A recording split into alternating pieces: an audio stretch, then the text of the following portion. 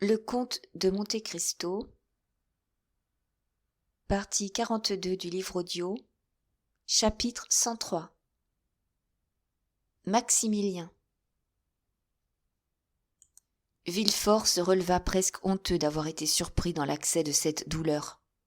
Le terrible état qu'il exerçait depuis 25 ans était arrivé à en faire plus ou moins qu'un homme. Son regard, un instant égaré, se fixa sur Morrel. « Qui êtes-vous, monsieur ?» dit-il. « Vous qui oubliez qu'on n'entre pas ainsi dans une maison qu'habite la mort. »« Sortez, monsieur, sortez !» Mais Morrel demeurait immobile. Il ne pouvait détacher ses yeux du spectacle effrayant de ce lit en désordre et de la pâle figure qui était couchée dessus.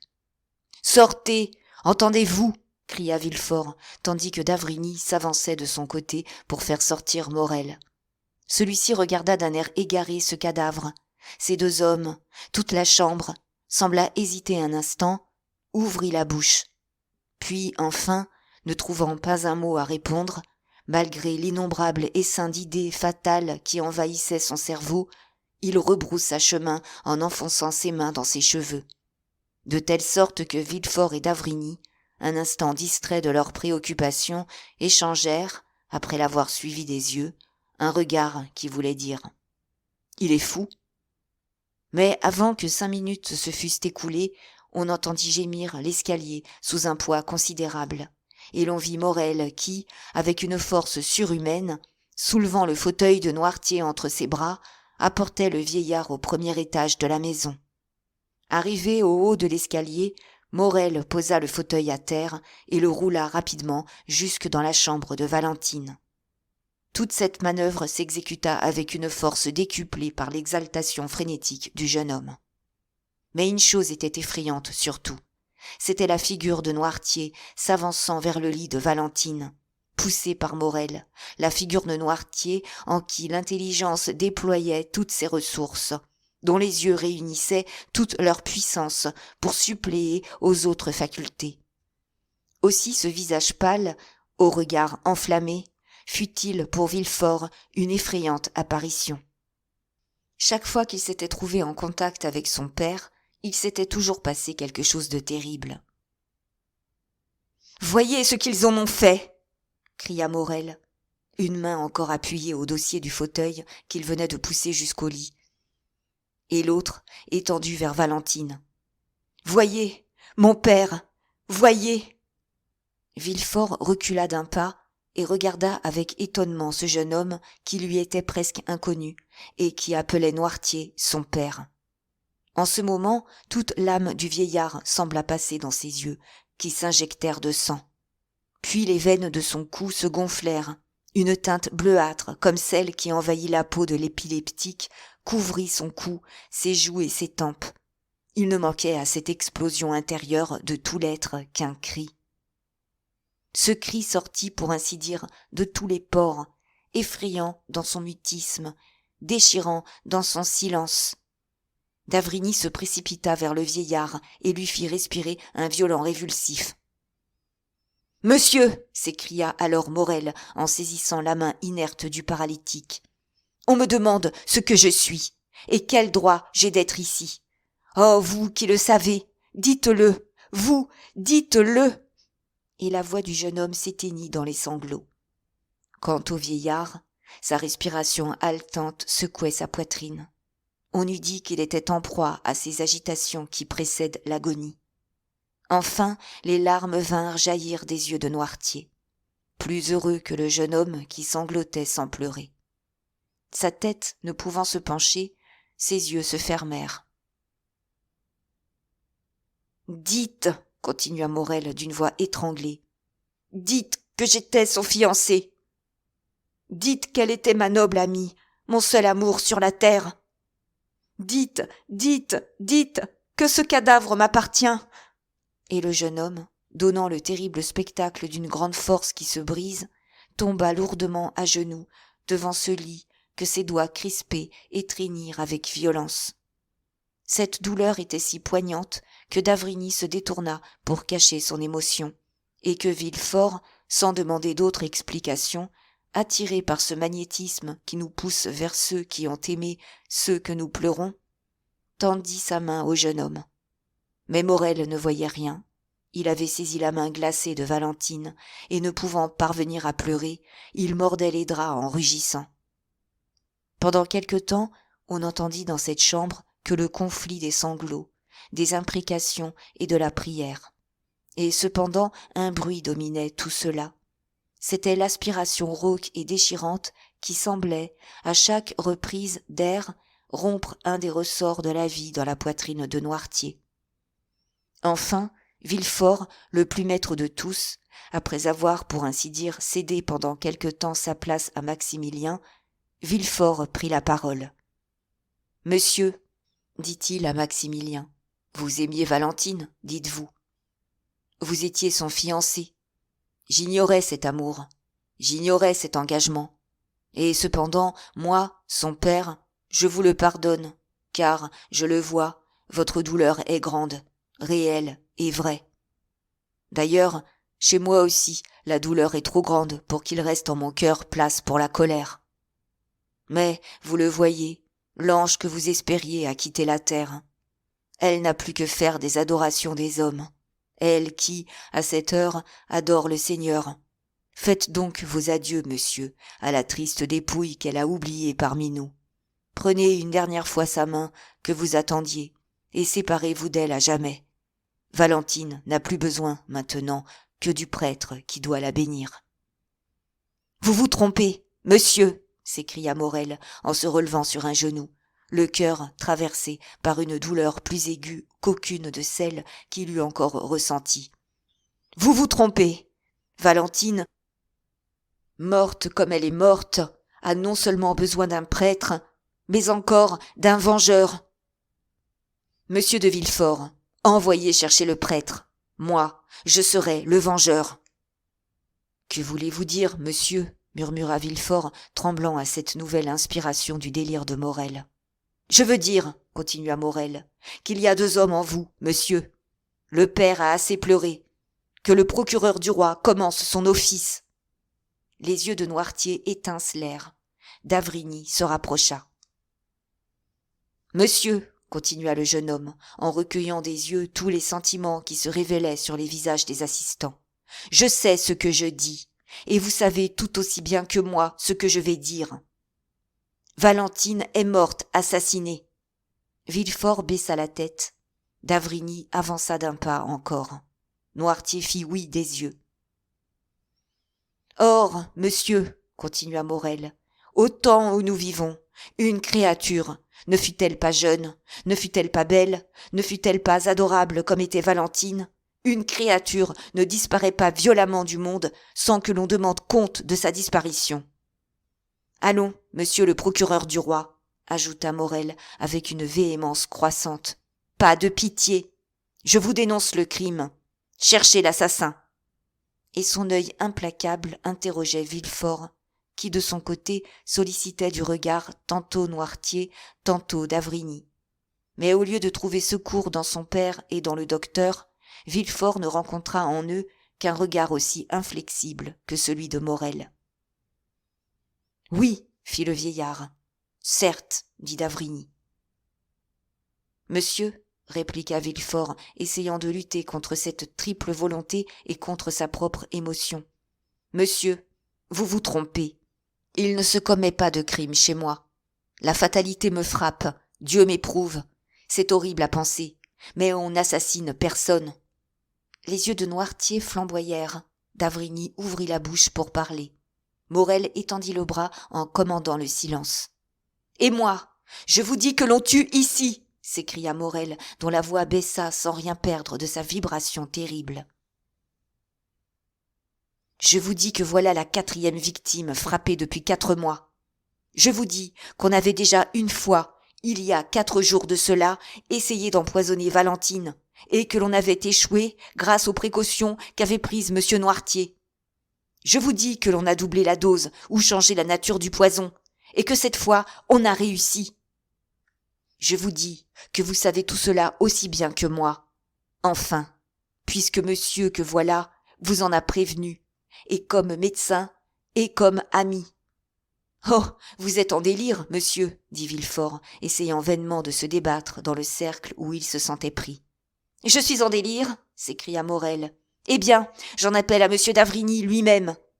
Demandez-lui, monsieur, s'il se souvient encore des paroles qu'il a prononcées dans votre jardin, dans le jardin de cet hôtel, le soir même de la mort de madame de Saint-Méran, alors que tous deux, vous et lui, vous croyant seuls, vous vous entreteniez de cette mort tragique dans laquelle cette fatalité dont vous parlez et Dieu, que vous accusez injustement, ne peuvent être comptés que pour une chose, c'est-à-dire pour avoir créé l'assassin de Valentine.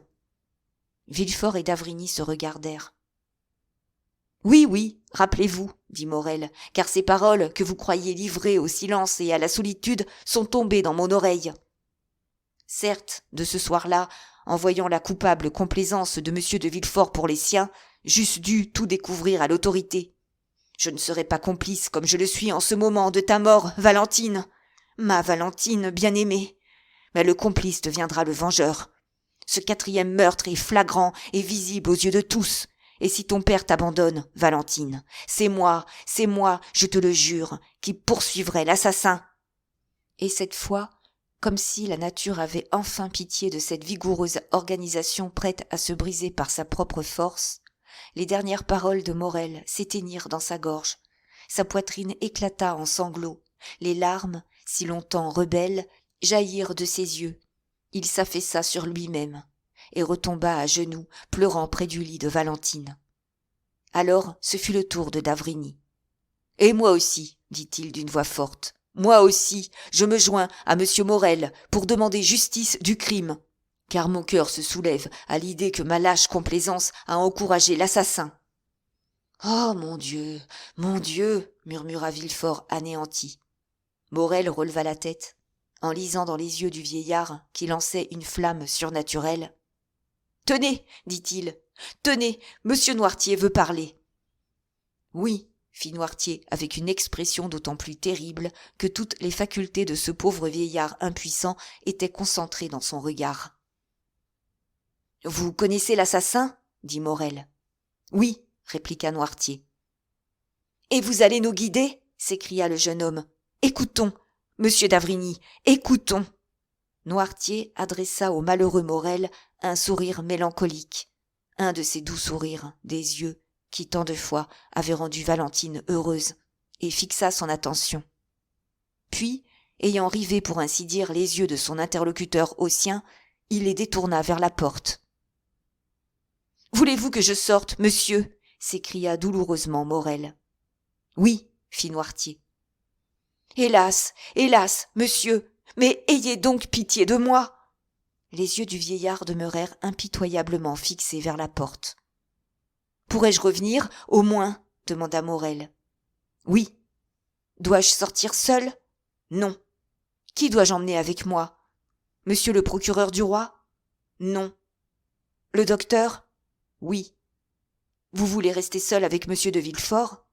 Oui. »« Mais pourrait-il vous comprendre, lui ? Oui. »« Oh !» dit Villefort, presque joyeux de ce que l'enquête allait se faire en tête-à-tête. « Oh, soyez tranquille, je comprends très bien mon père. » Et tout en disant cela avec cette expression de joie que nous avons signalée, les dents du procureur du roi s'entrechoquaient avec violence. D'Avrigny prit le bras de Morel et entraîna le jeune homme dans la chambre voisine. Il se fit alors dans toute cette maison un silence plus profond que celui de la mort.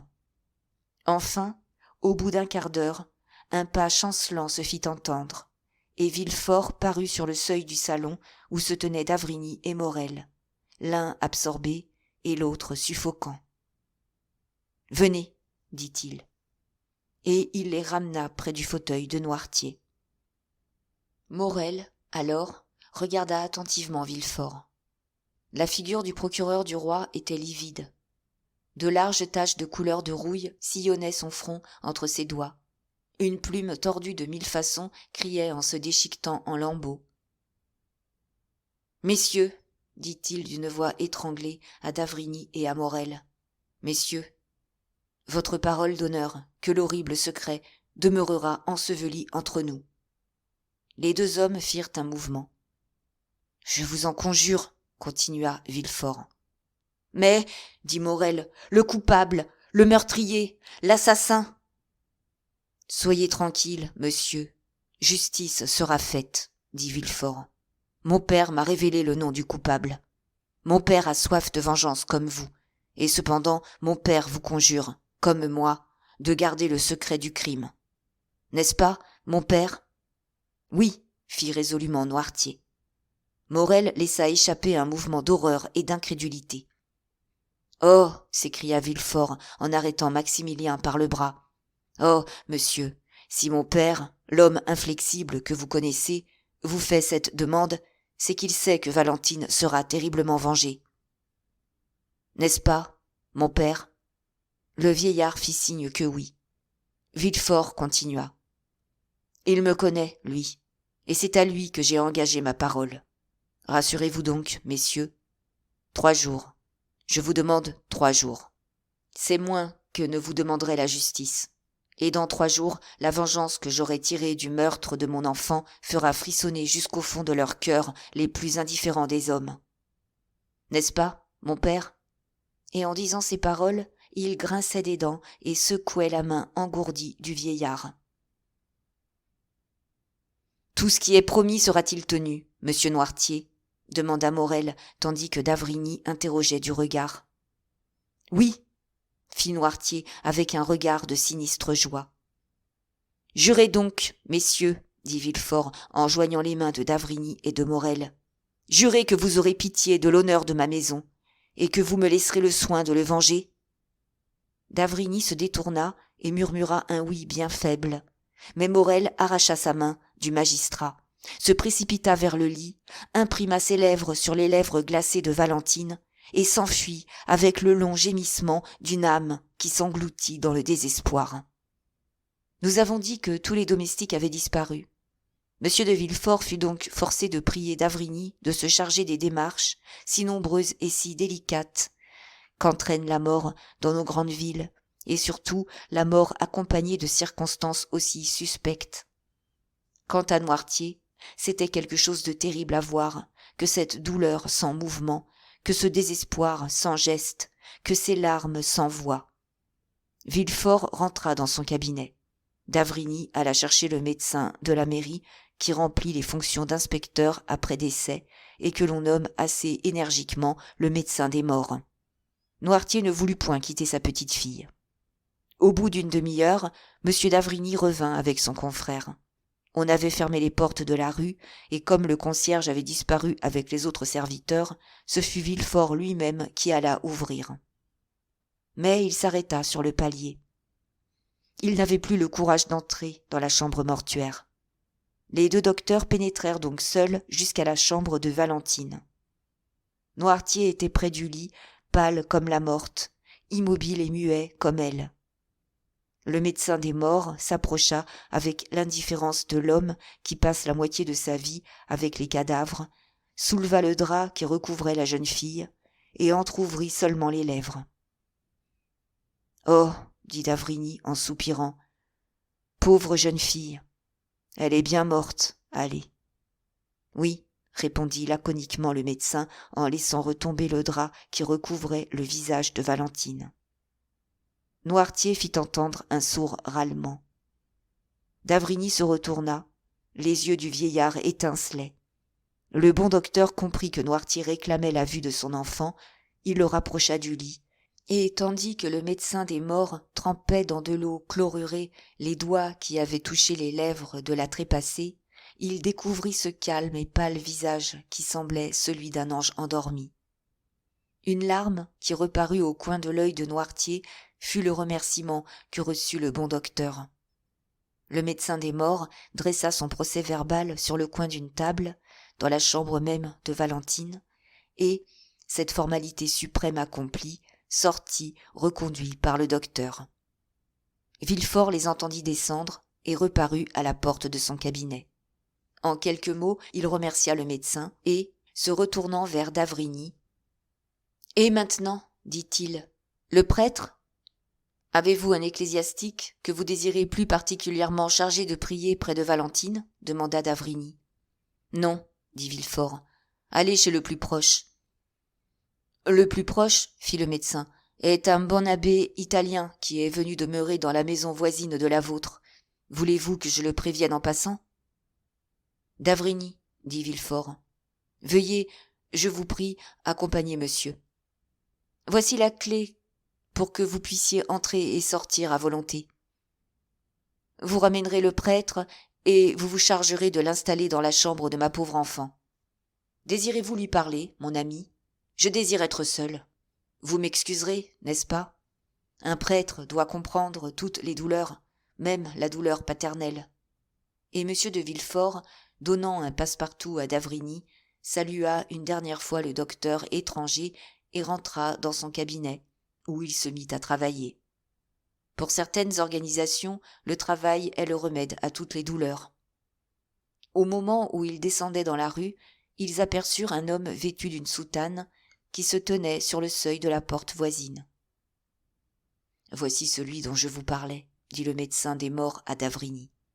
D'avrigny aborda l'ecclésiastique. « Monsieur, lui dit-il, seriez-vous disposé à rendre un grand service à un malheureux père qui vient de perdre sa fille, à monsieur le procureur du roi Villefort ?»« Ah, monsieur, » répondit le prêtre avec un accent italien des plus prononcés. « Oui, je sais, la mort est dans sa maison. » « Alors, je n'ai point à vous apprendre quel genre de service il ose attendre de vous. »« J'allais aller m'offrir, monsieur, » dit le prêtre. « C'est notre mission d'aller au-devant de nos devoirs. »« C'est une jeune fille. »« Oui, je sais cela. Je l'ai appris des domestiques que j'ai vus fuyant la maison. J'ai su qu'elle s'appelait Valentine, et j'ai déjà prié pour elle. »« Merci, merci, monsieur, » dit D'avrigny. « Et puisque vous avez déjà commencé d'exercer votre saint ministère, daignez le continuer. Venez vous asseoir près de la morte, et toute une famille plongée dans le deuil vous sera bien reconnaissante. »« J'y vais, monsieur, » répondit l'abbé, « et j'ose dire que jamais prières ne seront plus ardentes que les miennes. » D'avrigny prit l'abbé par la main, et sans rencontrer Villefort, enfermé dans son cabinet, il le conduisit jusqu'à la chambre de Valentine, dont les ensevelisseurs devaient s'emparer seulement la nuit suivante. En entrant dans la chambre, le regard de Noirtier avait rencontré celui de l'abbé, et, sans doute, il crut y lire quelque chose de particulier, car il ne le quitta plus. D'avrigny recommanda au prêtre non seulement la morte, mais le vivant, et le prêtre promit à D'avrigny de donner ses prières à Valentine et ses soins à Noirtier.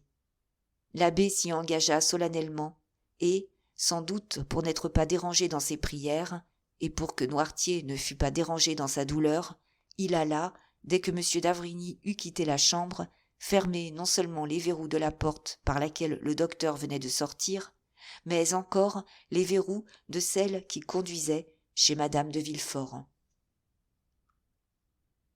Chapitre 104. La signature d'Anglars. Le jour du lendemain se leva triste et nuageux. Les ensevelisseurs avaient pendant la nuit accompli leur funèbre office et cousu le corps déposé sur le lit dans le suaire qui drape lugubrement les trépassés en leur prêtant, quelque chose qu'on dise de l'égalité devant la mort, un dernier témoignage du luxe qu'ils aimaient pendant leur vie. Ce suaire n'était autre chose qu'une pièce de magnifique batiste que la jeune fille avait achetée 15 jours auparavant. Dans la soirée, des hommes appelés à cet effet avaient transporté Noirtier de la chambre de Valentine dans la sienne, et, contre toute attente, le vieillard n'avait fait aucune difficulté de s'éloigner du corps de son enfant. L'abbé Busoni avait veillé jusqu'au jour, et, au jour, il s'était retiré chez lui, sans appeler personne. Vers 8 heures du matin, D'avrigny était revenu.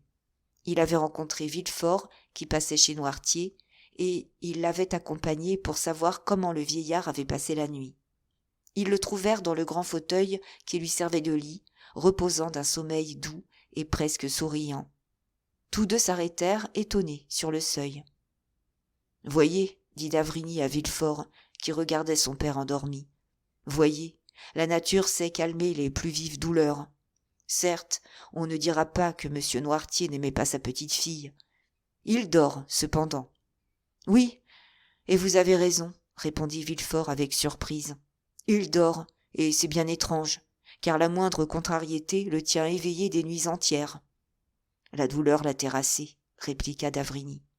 Et tous deux regagnèrent pensifs le cabinet du procureur du roi. Tenez, moi, je n'ai pas dormi, dit Villefort en montrant à d'Avrigny son lit intact. La douleur ne me terrasse pas, moi. Il y a 2 nuits que je ne me suis couché. Mais, en échange, voyez mon bureau. Ai-je écrit, mon Dieu, pendant ces 2 jours et ces 2 nuits? Ai-je fouillé ce dossier? Ai-je annoté cet acte d'accusation de l'assassin Benedetto? Oh, travail, travail, ma passion, ma joie, ma rage, c'est à toi de terrasser toutes mes douleurs. Et il serra convulsivement la main de d'Avrigny. Avez-vous besoin de moi? Demanda le docteur. Non, dit Villefort. Seulement, revenez à 11 heures, je vous prie. C'est à midi qu'a lieu le départ. Mon Dieu, ma pauvre enfant, ma pauvre enfant. Et le procureur du roi, redevenant homme, leva les yeux au ciel et poussa un soupir. Vous tiendrez-vous donc au salon de réception? Non, j'ai un cousin qui se charge de ce triste honneur. Moi, je travaillerai, docteur. Quand je travaille, tout disparaît. En effet, le docteur n'était point à la porte que déjà le procureur du roi s'était remis au travail. Sur le perron, d'Avrigny rencontra ce parent dont lui avait parlé Villefort, personnage insignifiant dans cette histoire comme dans la famille, un de ces êtres voués, en naissant, à jouer le rôle d'utilité dans le monde. Il était ponctuel, vêtu de noir, avait un crêpe au bras, et s'était rendu chez son cousin avec une figure qu'il s'était faite, qu'il comptait garder tant que besoin serait, et quitter ensuite. À 11 heures, les voitures funèbres roulèrent sur le pavé de la cour, et la rue du Faubourg Saint-Honoré s'emplit des murmures de la foule, également avide des joies ou du deuil des riches, et qui court à un enterrement pompeux avec la même hâte qu'à un mariage de duchesse. Peu à peu, le salon mortuaire s'emplit, et l'on vit arriver d'abord une partie de nos anciennes connaissances, c'est-à-dire Debray, Château-Renaud, Beauchamp, puis toutes les illustrations du parquet, de la littérature et de l'armée, car M. de Villefort occupait moins encore par sa position sociale que par son mérite personnel un des premiers rangs dans le monde parisien. Le cousin se tenait à la porte et faisait entrer tout le monde, et c'était pour les indifférents un grand soulagement, il faut le dire, que de voir là une figure indifférente qui n'exigeait point des conviés une physionomie menteuse ou de fausses larmes, comme eussent fait un père, un frère ou un fiancé. Ceux qui se connaissaient s'appelaient du regard et se réunissaient en groupes. Un de ces groupes était composé de Debray, de Château-Renaud et de Beauchamp. « Pauvre jeune fille, dit Debray, payant, comme chacun au reste le faisait malgré soi, un tribut à ce douloureux événement. Pauvre jeune fille, si riche, si belle, eussiez-vous pensé cela, Château-Renaud, quand nous vînmes, il y a combien, 3 semaines ou 1 mois tout au plus, pour signer ce contrat qui ne fut pas signé? Ma foi, non, dit Château-Renaud. La connaissiez-vous? J'avais causé 1 fois ou 2 avec elle au bal de madame de Morcerf. Elle m'avait paru charmante, quoique d'un esprit un peu mélancolique. Où est la belle-mère, savez-vous? Elle est allée passer la journée avec la femme de ce digne monsieur qui nous reçoit. Qu'est-ce que c'est que ça? Qui ça? Le monsieur qui nous reçoit. Un député? Non, dit Beauchamp, je suis condamné à voir nos honorables tous les jours, et sa tête m'est inconnue. Avez-vous parlé de cette mort dans votre journal? L'article n'est pas de moi, mais on en a parlé. Je doute même qu'il soit agréable à M. de Villefort. Il est dit, je crois, que si 4 morts successives avaient eu lieu autre part que dans la maison de M. le procureur du roi, M. le procureur du roi s'en fût certes plus ému. Au reste, dit Château-Renaud, le docteur d'Avrigny, qui est le médecin de ma mère, le prétend fort désespéré. Mais qui cherchez-vous donc, Debray? Je cherche M. de Monte Cristo, répondit le jeune homme. Je l'ai rencontré sur le boulevard en venant ici. Je le crois sur son départ. Il allait chez son banquier, dit Beauchamp. Chez son banquier? Son banquier, n'est-ce pas Danglars? demanda Château-Renaud à Debray. « Je crois que oui, » répondit le secrétaire intime avec un léger trouble. « Mais M. de Monte Cristo n'est pas le seul qui manque ici. Je ne vois pas Morel. »« Morel ? Est-ce qu'il les connaissait ?» demanda Château-Renaud. « Je crois qu'il avait été présenté à madame de Villefort seulement. »« N'importe, il aurait dû venir, » dit Debray. « De quoi causera-t-il ce soir ? Cet enterrement, c'est la nouvelle de la journée. Mais chut, taisons-nous. Voici monsieur le ministre de la Justice et des Cultes. Il va se croire obligé de faire son petit speech au cousin larmoyant. » Et les trois jeunes gens se rapprochèrent de la porte pour entendre le petit speech de monsieur le ministre de la Justice et des Cultes. Beauchamp avait dit vrai. En se rendant à l'invitation mortuaire, il avait rencontré Monte Cristo, qui, de son côté, se dirigeait vers l'hôtel de Danglars, rue de la Chaussée-d'Antin. Le banquier avait, de sa fenêtre, aperçu la voiture du comte entrant dans la cour, et il était venu au-devant de lui avec un visage attristé, mais affable. « Eh bien, comte, dit-il, en tendant la main à Monte Cristo, vous venez me faire vos compliments de condoléances ? En vérité, le malheur est dans ma maison. C'est au point que, lorsque je vous ai aperçu, je m'interrogeais moi-même pour savoir si je n'avais pas souhaité malheur à ces pauvres Morcerf, ce qui eût justifié le proverbe « qui mal veut, mal lui arrive ». Eh bien, sur ma parole, non, je ne souhaitais pas de mal à Morcerf. Il était peut-être un peu orgueilleux pour un homme parti de rien, comme moi, se devant tout à lui-même, comme moi, mais chacun a ses défauts. Ah, tenez-vous bien, comte, les gens de notre génération... Mais, pardon, vous n'êtes pas de notre génération. Vous êtes un jeune homme. Les gens de notre génération ne sont point heureux cette année. Témoin notre puritain de procureur du roi, témoin Villefort, qui vient encore de perdre sa fille. Ainsi, récapitulez. Villefort, comme nous disions, perdant toute sa famille d'une façon étrange, Morcerf, déshonoré et tué.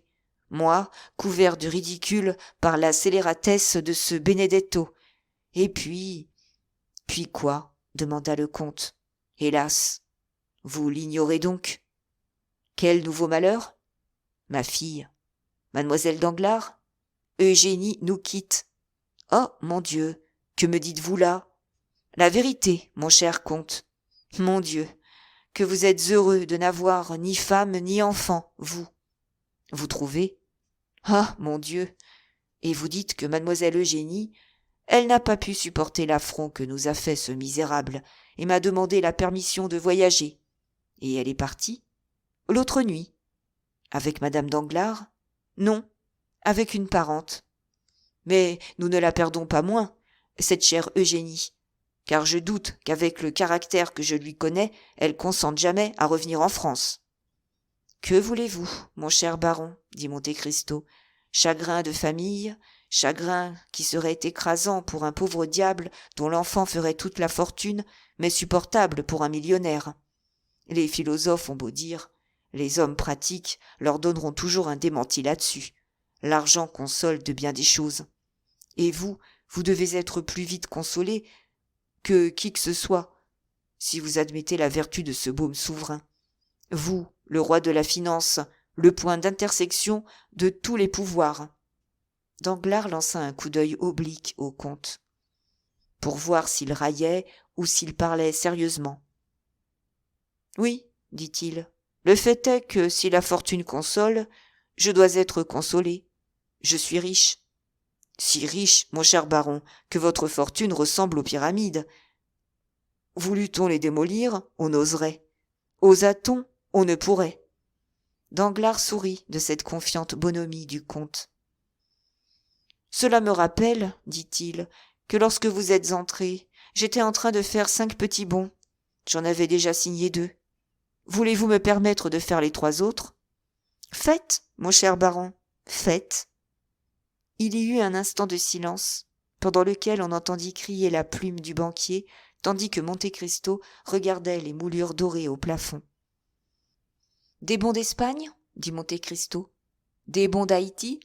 Des bons de Naples ? » Non, dit Danglars en riant de son rire suffisant. « Des bons au porteur, des bons sur la Banque de France. » Tenez, ajouta-t-il, monsieur le comte, vous qui êtes l'empereur de la finance, comme j'en suis le roi, avez-vous vu beaucoup de chiffons de papier de cette grandeur-là valoir chacun 1 million ? Monte Cristo prit dans sa main, comme pour les peser, les 5 chiffons de papier que lui présentait orgueilleusement Danglars et lut. Plaise à monsieur le régent de la banque de faire payer à mon ordre, et sur les fonds déposés par moi, la somme d'1 million, valeur en compte. Baron Danglars. 1, 2, 3, 4, 5, fit Monte Cristo. 5 millions ? Peste ! Comme vous y allez, seigneur Crésus ? Voilà comme je fais les affaires, moi, dit Danglars. C'est merveilleux, si surtout, comme je n'en doute pas, cette somme est payée comptant. Elle le sera, dit Danglars. C'est beau d'avoir un pareil crédit. En vérité, il n'y a qu'en France qu'on voit ces choses-là. 5 chiffons de papier valant 5 millions, et il faut le voir pour le croire. Vous en doutez ? Non. Vous dites cela avec un accent ? Tenez, donnez-vous-en le plaisir. Conduisez mon commis à la banque, et vous l'enverrez sortir avec des bons sur le trésor pour la même somme. Non, dit Monte Cristo, pliant les 5 billets. Ma foi, non. La chose est trop curieuse, et j'en ferai l'expérience moi-même. Mon crédit chez vous était de 6 millions. J'ai pris 900 000 francs, c'est 5 millions, 100 000 francs que vous restez me devoir. Je prends vos 5 chiffons de papier que je tiens pour bons à la seule vue de votre signature. Et voici un reçu général de 6 millions qui régularise notre compte. Je l'avais préparé d'avance, car il faut vous dire que j'ai fort besoin d'argent aujourd'hui. Et d'une main, Monte Cristo mit les 5 billets dans sa poche, tandis que de l'autre, il tendait son reçu au banquier. La foudre tombant aux pieds de Danglars ne l'eût pas écrasé d'une terreur plus grande. « Quoi ?» balbutia-t-il. « Quoi ? Monsieur le comte, vous prenez cet argent ? Mais pardon, c'est de l'argent que je dois aux hospices, un dépôt, et j'avais promis de payer ce matin. »« Ah » dit Monte Cristo, « c'est différent. Je ne tiens pas précisément à ces 5 billets. Payez-moi en autre valeur. C'était par curiosité que j'avais pris celle-ci, afin de pouvoir dire de par le monde que, sans avis aucun, sans me demander 5 minutes de délai, la maison Danglars m'avait payé 5 millions comptant. C'eût été remarquable. Mais voici vos valeurs. Je vous le répète, donnez-m'en d'autres. » Et il tendait les 5 effets à Danglars qui, livide, allongea d'abord la main, ainsi que le vautour allonge la griffe par les barreaux de sa cage pour retenir la chair qu'on lui enlève. Tout à coup, il se ravisa, fit un effort violent et se contint. Puis on le vit sourire, arrondir peu à peu les traits de son visage bouleversé. « Au fait, dit-il, votre reçu, c'est de l'argent. »« Oh, mon Dieu, oui. Et si vous étiez à Rome, sur mon reçu, la maison Thomson et French ne ferait pas plus de difficulté de vous payer que vous n'en avez fait vous-même. »« Pardon, monsieur le comte, pardon. »« Je puis donc garder cet argent ? » ?»« Oui, dit Danglars en essuyant la sueur qui perlait à la racine de ses cheveux. « Gardez, gardez. » Monte Cristo remit les 5 billets dans sa poche avec cet intraduisible mouvement de physionomie qui veut dire « Dame, réfléchissez. Si vous vous repentez, il est encore temps. »« Non, dit Danglars, non. Décidément, gardez mes signatures. Mais, vous le savez, rien n'est formaliste comme un homme d'argent. Je destinais cet argent aux hospices, et j'eusse cru les voler, en ne leur donnant pas précisément celui-là, comme si un écu n'en valait pas un autre. Excusez. » Et il se mit à rire bruyamment, mais des nerfs. « J'excuse, » répondit gracieusement Monte Cristo, « et j'empoche. » Et il plaça les bons dans son portefeuille. « Mais, dit Danglars, nous avons une somme de 100 000 francs. »« Oh, bagatelle, dit Monte Cristo. L'agio doit monter à peu près à cette somme. Gardez-la, et nous serons quittes. »« Comte, dit Danglars, parlez-vous sérieusement ? » « Je ne ris jamais avec les banquiers, » répliqua Monte Cristo avec un sérieux qui frisait l'impertinence. Et il s'achemina vers la porte, juste au moment où le valet de chambre annonçait « Monsieur de Beauville, receveur général des hospices. »« Ma foi, dit Monte Cristo, il paraît que je suis arrivé à temps pour jouir de vos signatures. On se les dispute. » Danglars pâlit une seconde fois et se hâta de prendre congé du comte. Le comte de Monte Cristo échangea un cérémonieux salut avec M. de Beauville, qui se tenait debout dans le salon d'attente, et qui, M. de Monte Cristo passé, fut immédiatement introduit dans le cabinet de M. Danglars.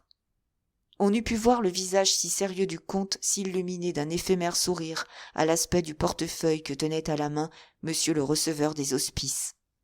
À la porte, il retrouva sa voiture et se fit conduire sur-le-champ à la banque. Pendant ce temps, Danglars, comprimant toute émotion, venait à la rencontre du receveur général. Il va sans dire que le sourire et la gracieuseté étaient stéréotypés sur ses lèvres. « Bonjour, dit-il, mon cher créancier, car je gagerais que c'est le créancier qui m'arrive. »« Vous avez deviné juste, monsieur le baron, dit monsieur de Beauville. Les hospices se présentent à vous dans ma personne. Les veuves et les orphelins viennent par mes mains vous demander une aumône de 5 millions. »« Et l'on dit que les orphelins sont à plaindre, dit Danglars en prolongeant la plaisanterie. Pauvres enfants.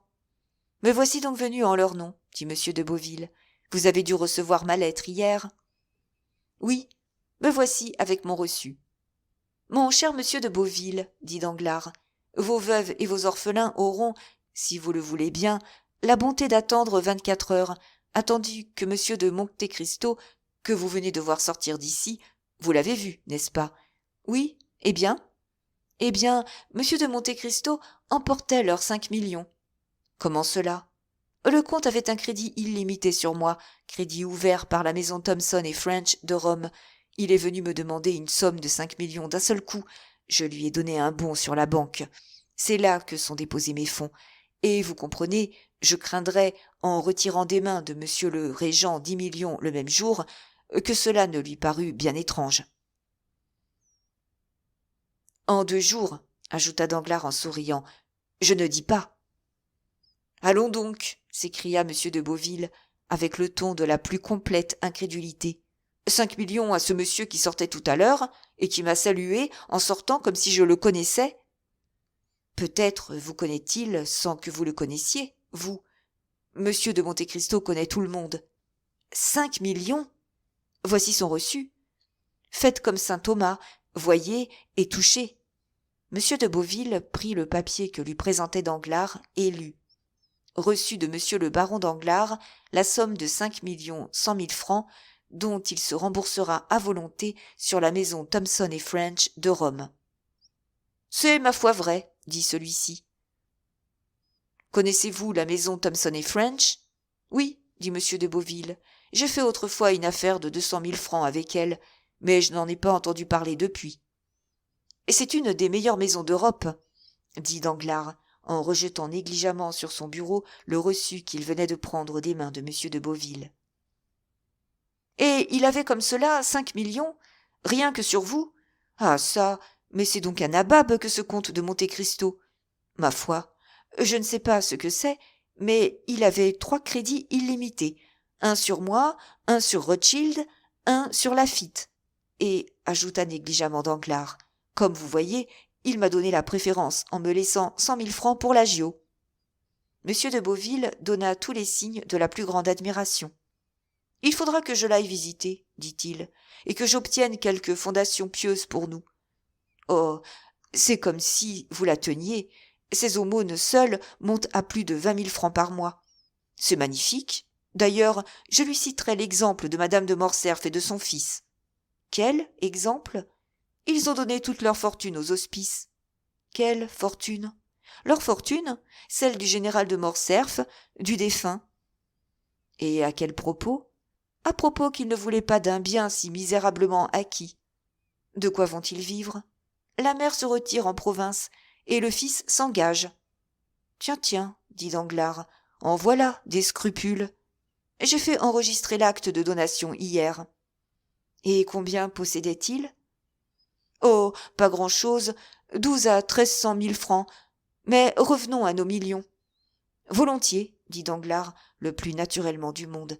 Vous êtes donc bien pressé de cet argent? Mais oui, la vérification de nos caisses se fait demain. Demain? Que ne disiez-vous cela tout de suite? Mais c'est un siècle, demain. À quelle heure cette vérification? À 2 heures. Envoyez à midi, dit Danglars avec son sourire. Monsieur de Beauville ne répondait pas grand-chose. Il faisait oui de la tête et remuait son portefeuille. Eh, mais j'y songe, dit Danglars. Faites mieux. Que voulez-vous que je fasse? Le reçu de monsieur de Monte-Cristo vaut de l'argent. Passez ce reçu chez Rothschild ou chez Laffitte. Ils vous le prendront à l'instant même.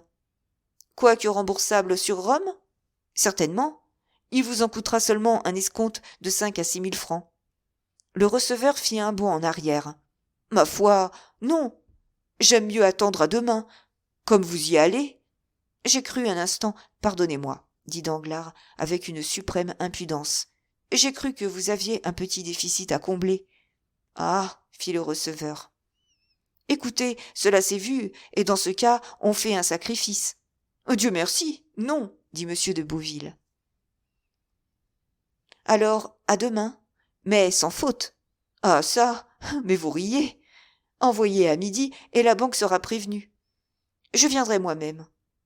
Mieux encore, puisque cela me procurera le plaisir de vous voir. Ils se serrèrent la main.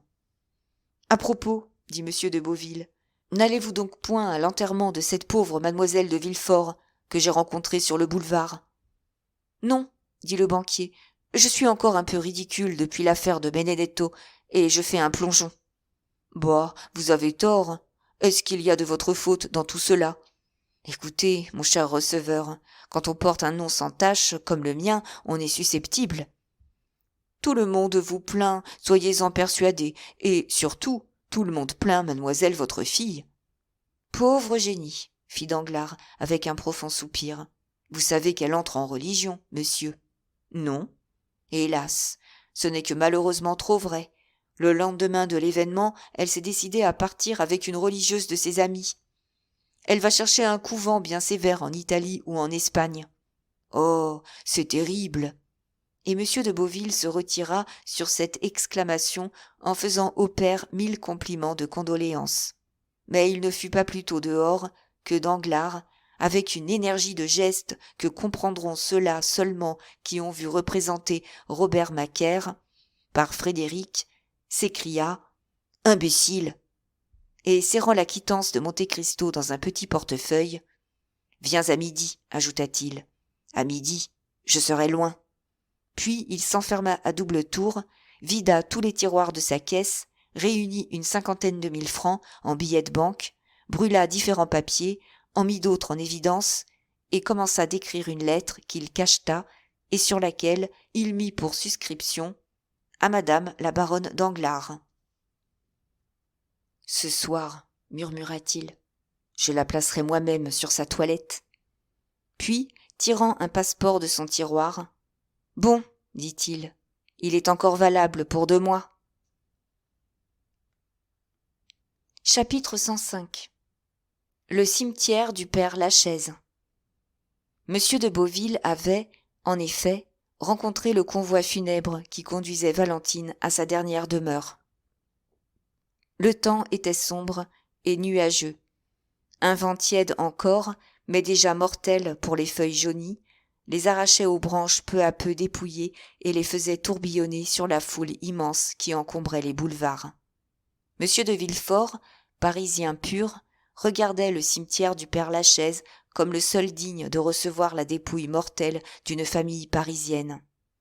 Les autres lui paraissaient des cimetières de campagne, des hôtels garnis de la mort. Au père Lachaise seulement, un trépassé de bonne compagnie pouvait être logé chez lui. Il avait acheté là, comme nous l'avons vu, la concession à perpétuité sur laquelle s'élevait le monument peuplé si promptement par tous les membres de sa première famille. On lisait sur le fronton du mausolée « Famille Saint-Méran et Villefort », car tel avait été le dernier vœu de la pauvre Renée, mère de Valentine.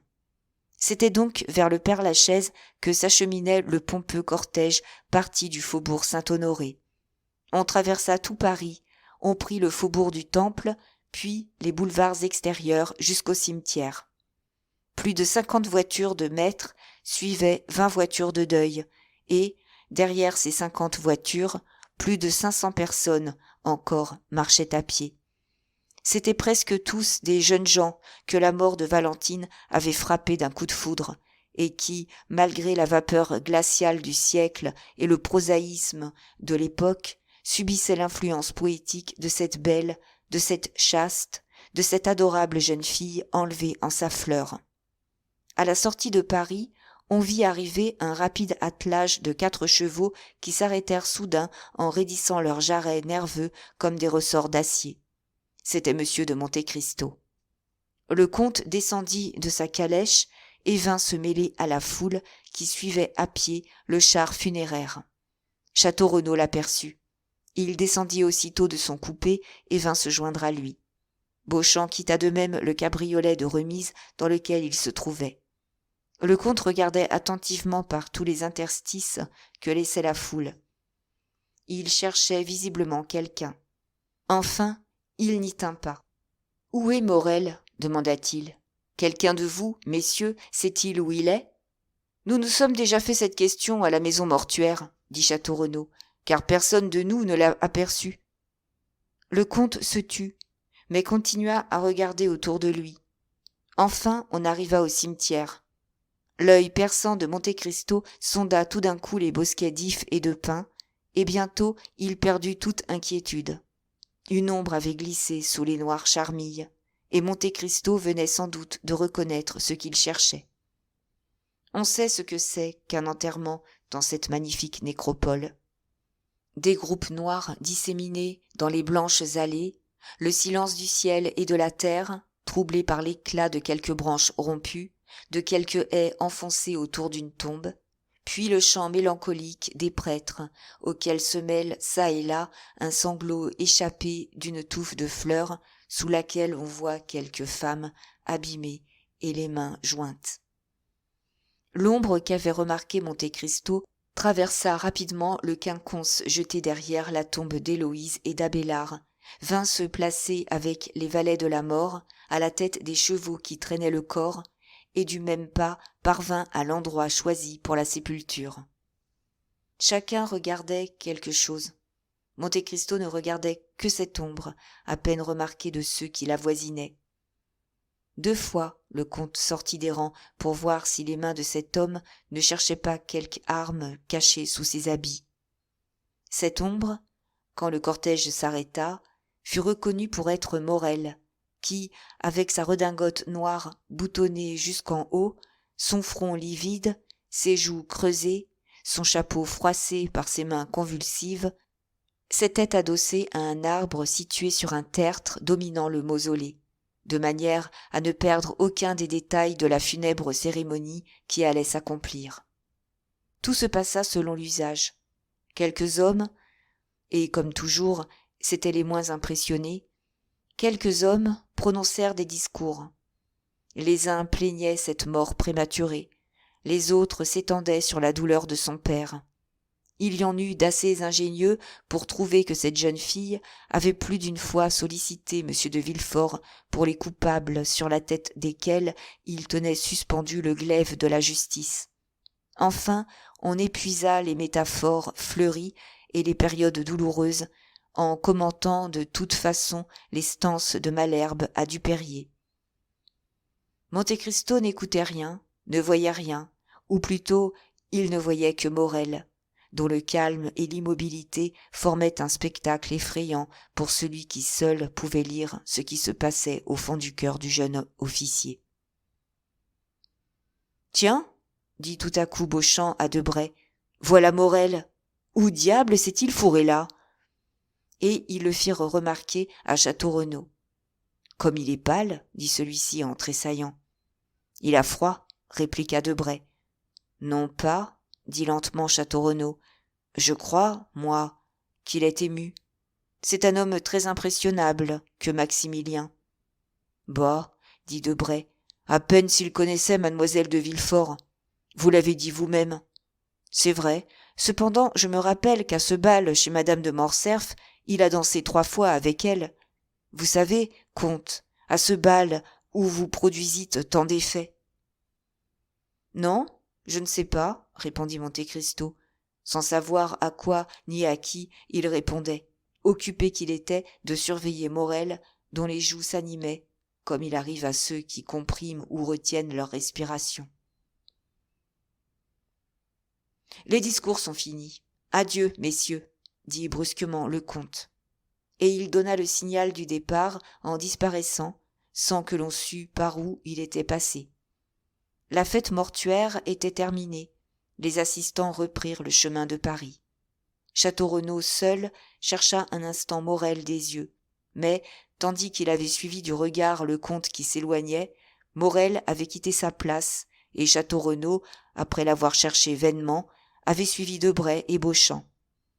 Monte Cristo s'était jeté dans un taillis, et, caché derrière une large tombe, il guettait jusqu'au moindre mouvement de Morel, qui, peu à peu, s'était approché du mausolée abandonné des curieux, puis des ouvriers.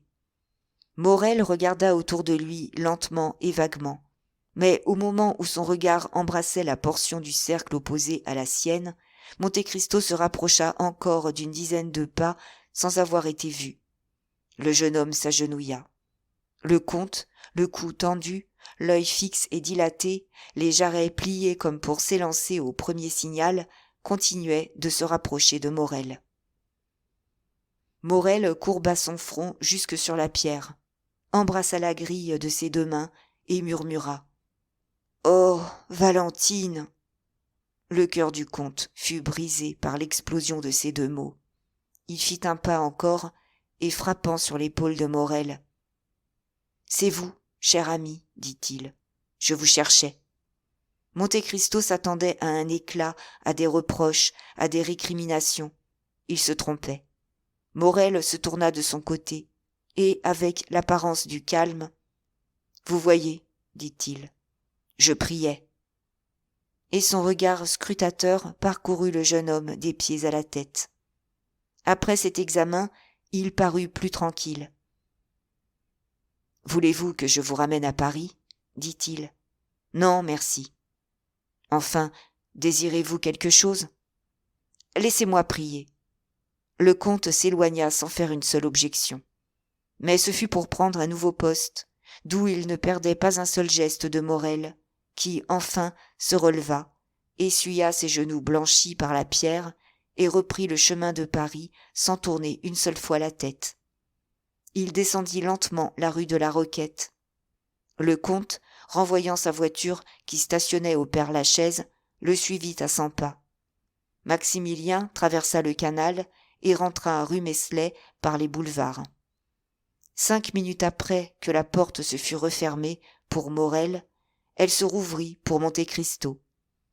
Julie était à l'entrée du jardin où elle regardait, avec la plus profonde attention, maître Penneton qui, prenant sa profession de jardinier au sérieux, faisait des boutures de rosiers du Bengale. « Ah, monsieur le comte de Monte Cristo !» s'écria-t-elle avec cette joie que manifestait d'ordinaire chaque membre de la famille quand Monte Cristo faisait sa visite dans la rue Meslay. « Maximilien vient de rentrer, n'est-ce pas, madame ?» demanda le comte. « Je crois l'avoir vu passer, oui, » reprit la jeune femme. « Mais je vous en prie, appelez Emmanuel. »« Pardon, madame, mais il faut que je monte à l'instant même chez Maximilien, » répliqua Monte Cristo. « J'ai à lui dire quelque chose de la plus haute importance. »« Allez donc, fit-elle, en l'accompagnant de son charmant sourire jusqu'à ce qu'il eût disparu dans l'escalier. Monte Cristo eut bientôt franchi les 2 étages qui séparaient le rez-de-chaussée de l'appartement de Maximilien. Parvenu sur le palier, il écouta. Nul bruit ne se faisait entendre.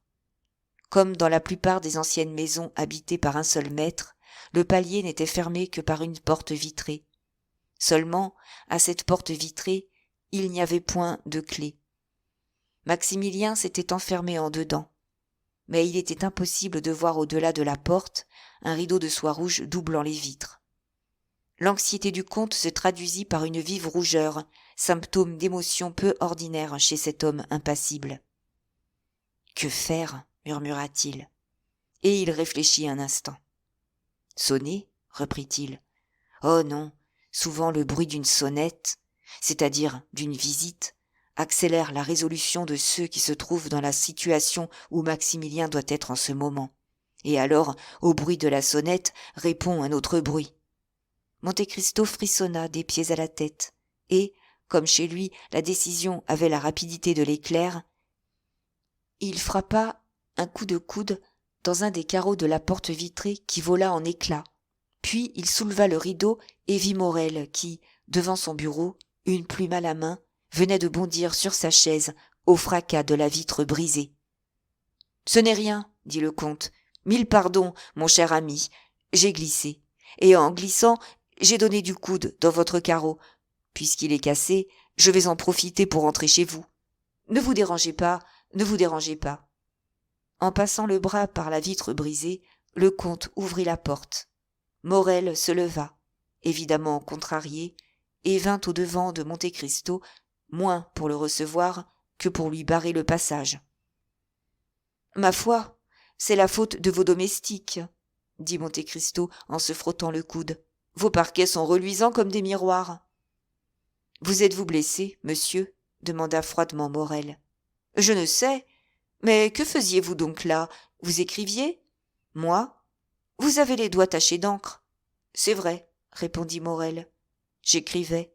Cela m'arrive quelquefois, tout militaire que je suis. » Monte Cristo fit quelques pas dans l'appartement. Force fut à Maximilien de le laisser passer, mais il le suivit.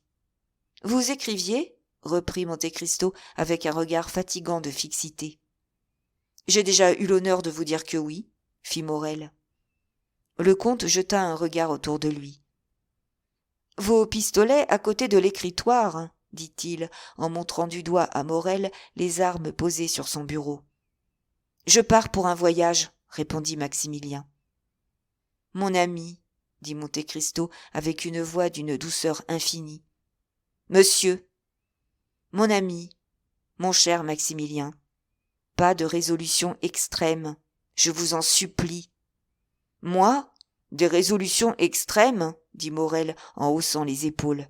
« Et en quoi, je vous prie, un voyage est-il une résolution extrême ?»« Maximilien, » dit Monte Cristo, « posons chacun de notre côté le masque que nous portons. »« Maximilien, vous ne m'abusez pas avec ce calme de commande, plus que je ne vous abuse, moi, avec ma frivole sollicitude. Vous comprenez bien, n'est-ce pas, que pour avoir fait ce que j'ai fait, pour avoir enfoncé des vitres, violé le secret de la chambre d'un ami, vous comprenez, dis-je, que, pour avoir fait tout cela, il fallait que j'eusse une inquiétude réelle, ou plutôt une conviction terrible. Morel, vous voulez vous tuer? Bon, dit Morel, tressaillant, où prenez-vous de ces idées-là, monsieur le comte? Je vous dis que vous voulez vous tuer, continua le comte, du même son de voix, et en voici la preuve. Et, s'approchant du bureau, il souleva la feuille blanche que le jeune homme avait jetée sur une lettre commencée, et prit la lettre. Morel s'élança pour la lui arracher des mains. Mais Monte Cristo prévoyait ce mouvement et le prévint en saisissant Maximilien par le poignet et en l'arrêtant comme la chaîne d'acier arrête le ressort au milieu de son évolution. « Vous voyez bien que vous vouliez vous tuer, Morel, » dit le comte. « C'est écrit. »« Eh bien, » s'écria Morel, passant sans transition de l'apparence du calme à l'expression de la violence. « Eh bien, quand cela serait, quand j'aurais décidé de tourner sur moi le canon de ce pistolet, qui m'en empêcherait? Qui aurait le courage de m'en empêcher? Quand je dirais, toutes mes espérances sont ruinées, mon cœur est brisé, ma vie est éteinte. Il n'y a plus que deuil et dégoût autour de moi. La terre est devenue de la cendre. Toute voix humaine me déchire. Quand je dirais, c'est pitié que de me laisser mourir, car si vous ne me laissez mourir, je perdrai la raison, je deviendrai fou. Voyons, dites, monsieur, quand je dirai cela, quand on verra que je le dis avec les angoisses et les larmes de mon cœur, me répondra-t-on, vous avez tort? M'empêchera-t-on de n'être pas le plus malheureux? Dites, monsieur, dites, est-ce vous qui aurez ce courage? Oui, Morel, dit Monte Cristo, d'une voix dont le calme contrastait étrangement avec l'exaltation du jeune homme. Oui, ce sera moi. Vous, s'écria Morel avec une expression croissante de colère et de reproche. Vous qui m'avez leurré d'un espoir absurde, vous qui m'avez retenu, bercé, endormi par de vaines promesses, lorsque j'eusse pu, par quelque coup d'éclat, par quelque résolution extrême, la sauver, ou du moins la voir mourir dans mes bras. Vous qui affectez toutes les ressources de l'intelligence, toutes les puissances de la matière, vous qui jouez, ou plutôt qui faites semblant de jouer le rôle de la Providence, et qui n'avez pas même eu le pouvoir de donner du contrepoison à une jeune fille empoisonnée. Ah, en vérité, monsieur, vous me feriez pitié si vous ne me faisiez horreur. Morel. Oui, vous m'avez dit de poser le masque. Eh bien, soyez satisfait. Je le pose. Oui, quand vous m'avez suivi au cimetière, je vous ai encore répondu, car mon cœur est bon. Quand vous êtes entré, je vous ai laissé venir jusqu'ici. Mais puisque vous abusez, puisque vous venez me braver jusque dans cette chambre où je m'étais retiré comme dans ma tombe, puisque vous m'apportez une nouvelle torture, à moi qui croyais les avoir épuisées toutes, comte de Monte Cristo, mon prétendu bienfaiteur, comte de Monte Cristo, le sauveur universel, soyez satisfait, vous allez voir mourir votre ami. Et Morel, le rire de la folie sur les lèvres, s'élança une seconde fois vers les pistolets. Monte Cristo, pâle comme un spectre, mais l'œil éblouissant d'éclairs, étendit la main sur les armes et dit à l'insensé : « Et je vous répète que vous ne vous tuerez pas. »« Empêchez-m'en donc !» répliqua Morel avec un dernier élan qui, comme le premier, vint se briser contre le bras d'acier du comte. « Je vous en empêcherai. » « Mais qui êtes-vous donc, à la fin, pour vous arroger ce droit tyrannique sur des créatures libres et pensantes ?» s'écria Maximilien. « Qui je suis ?» répéta Monte Cristo. « Écoutez, je suis, poursuivit Monte Cristo, le seul homme au monde qui ait le droit de vous dire : Morel, je ne veux pas que le fils de ton père meure aujourd'hui. » Et Monte Cristo, majestueux, transfiguré, sublime, s'avança les deux bras croisés vers le jeune homme palpitant qui, vaincu, malgré lui, par la presque divinité de cet homme, recula d'un pas. « Pourquoi parlez-vous de mon père ?» balbutia-t-il. « Pourquoi mêler le souvenir de mon père à ce qui m'arrive aujourd'hui ? Parce que je suis celui qui a déjà sauvé la vie à ton père, un jour qu'il voulait se tuer comme tu veux te tuer aujourd'hui. Parce que je suis l'homme qui a envoyé la bourse à ta jeune sœur et le pharaon au vieux Morel. Parce que je suis Edmond Dantès, qui te fit jouer, enfant, sur ses genoux. » Morel fit encore un pas en arrière, chancelant, suffoqué, haletant, écrasé. Puis ses forces l'abandonnèrent, et, avec un grand cri, il tomba prosterné aux pieds de Monte Cristo. Puis, tout à coup, dans cette admirable nature, il se fit un mouvement de régénération soudaine et complète.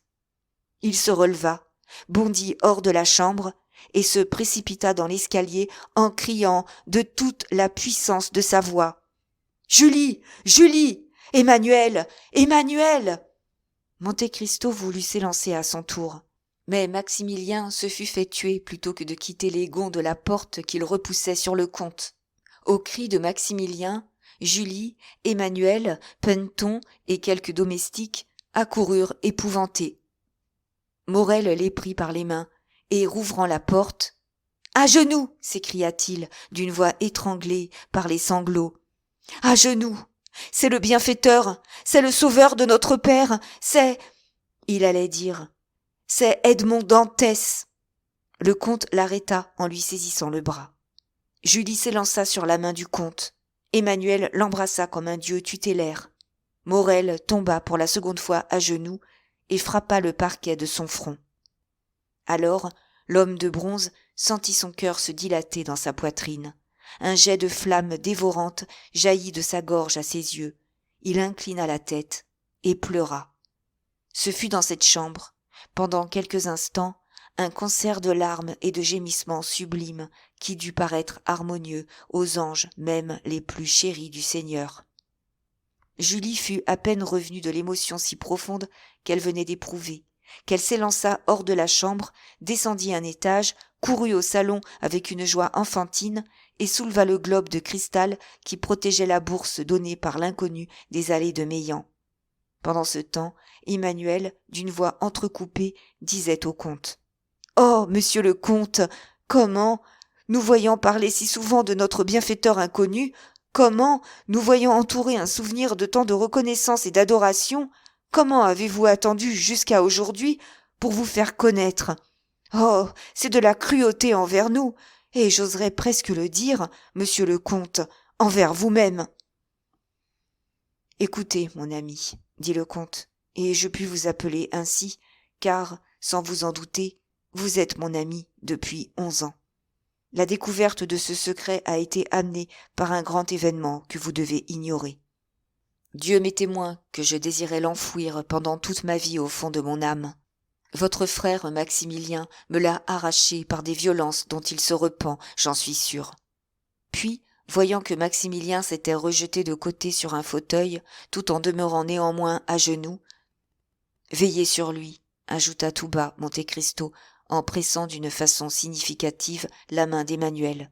« Pourquoi cela ? » demanda le jeune homme étonné. « Je ne puis vous le dire, mais veillez sur lui. » Emmanuel embrassa la chambre d'un regard circulaire et aperçut les pistolets de Morel. Ses yeux se fixèrent, effrayés, sur les armes, qu'il désigna à Monte Cristo en levant lentement le doigt à leur hauteur. Monte Cristo inclina la tête. Emmanuel fit un mouvement vers les pistolets. « Laissez, » dit le comte. Puis, allant à Morel, il lui prit la main. Les mouvements tumultueux qui avaient un instant secoué le cœur du jeune homme avaient fait place à une stupeur profonde. Julie remonta. Elle tenait à la main la bourse de soie, et 2 larmes brillantes et joyeuses roulaient sur ses joues comme 2 gouttes de matinale rosée. « Voici la réplique, » dit-elle. « Ne croyez pas qu'elle me soit moins chère depuis que le Sauveur nous a été révélé. »« Mon enfant, » répondit Monte Cristo en rougissant, « permettez-moi de reprendre cette bourse. Depuis que vous connaissez les traits de mon visage, je ne veux être rappelé à votre souvenir que par l'affection que je vous prie de m'accorder. »« Oh » dit Julie en pressant la bourse sur son cœur. « Non, non, je vous en supplie, car un jour vous pourriez nous quitter, car un jour, malheureusement, vous nous quitterez, n'est-ce pas ?»« Vous avez deviné juste, madame, » répondit Monte Cristo en souriant. « Dans 8 jours, j'aurai quitté ce pays, où tant de gens qui avaient mérité la vengeance du ciel vivaient heureux, tandis que mon père expirait de faim et de douleur. » En annonçant son prochain départ, Monte Cristo tenait ses yeux fixés sur Morel, et il remarqua que ces mots « j'aurais quitté ce pays » avaient passé sans tirer Morel de sa léthargie. Il comprit que c'était une dernière lutte qu'il lui fallait soutenir avec la douleur de son ami, et prenant les mains de Julie et d'Emmanuel, qu'il réunit en les pressant dans les siennes, il leur dit, avec la douce autorité d'un père : « Mes bons amis, laissez-moi seul, je vous prie, avec Maximilien. » C'était un moyen pour Julie d'emporter cette relique précieuse dont oubliait de reparler Monte Cristo. Elle entraîna vivement son mari. « Laissons-les, » dit-elle. Le comte resta avec Morel, qui demeurait immobile comme une statue. « Voyons, » dit le comte en lui touchant l'épaule avec son doigt de flamme. « Redeviens-tu enfin un homme, Maximilien ? » ?»« Oui, car je recommence à souffrir. » Le front du comte se plissa, livré qu'il paraissait être à une sombre hésitation. « Maximilien, Maximilien, dit-il, ces idées où tu plonges sont indignes d'un chrétien. »« Oh, tranquillisez-vous, ami, » dit Morel en relevant la tête et en montrant au comte un sourire empreint d'une ineffable tristesse. « Ce n'est plus moi qui chercherai la mort. » Ainsi, dit Monte Cristo, plus d'armes, plus de désespoir. Non, car j'ai mieux, pour me guérir de ma douleur, que le canon d'un pistolet ou la pointe d'un couteau. Pauvre fou, qu'avez-vous donc ? J'ai ma douleur elle-même qui me tuera. Ami, dit Monte Cristo avec une mélancolie égale à la sienne, écoutez-moi. Un jour, dans un moment de désespoir égal au tien, puisqu'il amenait une résolution semblable, j'ai comme toi voulu me tuer. Un jour, ton père, également désespéré, a voulu se tuer aussi. Si l'on avait dit à ton père, au moment où il dirigeait le canon du pistolet vers son front, si l'on m'avait dit à moi, au moment où j'écartais de mon lit le pain du prisonnier auquel je n'avais pas touché depuis 3 jours, si l'on nous avait dit enfin à tous deux, en ce moment suprême, « Vivez, un jour viendra où vous serez heureux et où vous bénirez la vie, de quelque part que vint la voix », nous l'eussions accueilli avec le sourire du doute ou avec l'angoisse de l'incrédulité. Et cependant, combien de fois, en t'embrassant, ton père a-t-il béni la vie? Combien de fois, moi-même? Ah, s'écria Morel, interrompant le comte, vous n'aviez perdu que votre liberté, vous. Mon père n'avait perdu que sa fortune, lui. Et moi, j'ai perdu Valentine. Regarde-moi, Morel, dit Monte Cristo avec cette solennité qui, dans certaines occasions, le faisait si grand et si persuasif. Regarde-moi. Je n'ai ni larmes dans les yeux, ni fièvre dans les veines, ni battement funèbre dans le cœur. Cependant, je te vois souffrir, toi, Maximilien, toi que j'aime comme j'aimerais mon fils. Eh bien, cela ne te dit-il pas, Morel, que la douleur est comme la vie, et qu'il y a toujours quelque chose d'inconnu au-delà? Or, si je te prie, si je t'ordonne de vivre, Morel, c'est dans la conviction qu'un jour tu me remercieras de t'avoir conservé la vie. Mon Dieu, s'écria le jeune homme, mon Dieu, que me dites-vous là, comte? Prenez-y garde. Peut-être n'avez-vous jamais aimé, vous. Enfant, répondit le comte. D'amour, reprit Morel, je m'entends. Moi, voyez-vous, je suis un soldat depuis que je suis un homme. Je suis arrivé jusqu'à 29 ans sans aimer, car aucun des sentiments que j'ai éprouvés jusque-là ne mérite le nom d'amour. Eh bien, à 29 ans, j'ai vu Valentine. Donc, depuis près de 2 ans, je l'aime. Depuis près de 2 ans, j'ai pu lire les vertus de la fille et de la femme écrites par la main même du Seigneur dans ce cœur ouvert pour moi, comme un livre. Comte, il y avait pour moi, avec Valentine, un bonheur infini, immense, inconnu, un bonheur trop grand, trop complet, trop divin pour ce monde. Puisque ce monde ne me l'a pas donné, comte, c'est vous dire que sans Valentine, il n'y a pour moi sur la terre que désespoir et désolation. Je vous ai dit d'espérer, Morel, répéta le comte. Prenez garde alors. Répéterai-je aussi, dit Morel, car vous cherchez à me persuader, et si vous me persuadez, vous me ferez perdre la raison, car vous me ferez croire que je puis revoir Valentine. Le comte sourit. Mon ami, mon père, s'écria Morel exalté, prenez garde, vous redirai-je pour la 3e fois, car l'ascendant que vous prenez sur moi m'épouvante. Prenez garde au sens de vos paroles, car voilà mes yeux qui se raniment, voilà mon cœur qui se rallume et qui renaît. Prenez garde, car vous me feriez croire à des choses surnaturelles.